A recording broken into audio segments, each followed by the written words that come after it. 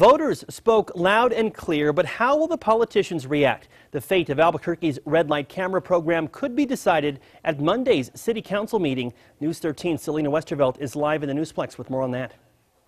Well, Tim, in a 53 to 47% vote, residents asked city councilors to nix the cameras in the October election, but the vote was more of a poll. The final decision really lies with city councilors. Now, we polled the councilors before the election, and most said they do what voters asked. But what about now? I think it's going to be a very, very close vote. I mean, I think it's probably going to be a 5-4 vote or a 6-3 vote. In which direction they're going to take it, it's hard to say. The voters have spoken. Do away with red light cameras, but did their votes count? Today we polled city councilors to find out. Over 20,000 people made their way to the polls on October 6th, October 4th. And said that we clearly do not want these cameras. Both councilors Dan Lewis and Ken Sanchez tell us they'll side with voters and say no to the cameras. Councilor Debbie O'Malley and Trudy Jones say they'll vote to keep them. O'Malley maintains the cameras cut down on T-bone accidents, and Jones says because her district voted to keep them, she will too. The councilors who didn't get back to us today did voice their opinions leading up to the October election.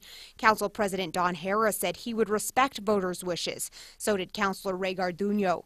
Councilor Brad Winter said it would depend on how his district voted, and councilors say his district wants to keep the cameras. Councilor Isaac Benton told us if 75% of the voters said no, so would he, but the vote only passed by 53%. Politicians have made every decision on this program for 6 years, and it was time for the people of Albuquerque to share their voice on what they thought about the program. Councilor Lewis says the percentage doesn't matter. He maintains the cameras are a money scam. He and Councilor Sanchez will introduce legislation on Monday, no matter the vote, to look at different ways to keep Albuquerque intersections safe. To maybe look at ways of extending the yellow lights to 4.9 seconds, to maybe look at ways of having both intersections where there's a lot of traffic. The lights would be red on both sides for just a few seconds before traffic would be moving again. By getting rid of the cameras, we forced the city of Albuquerque to engineer these intersections for safety and not revenue. So here's the unofficial tally. It would be 5 no's and 4 yeses, and so far no comment from the final councilor, Michael Cook. Now, Councilor Lewis says if the cameras are voted out, they could be gone by January. Tim? Thank you, Selena. Mayor R.J. Berry also said leading up to the election that he will also side with voters on the issue. The city council meeting is scheduled for Monday evening at 5 o'clock. A meeting is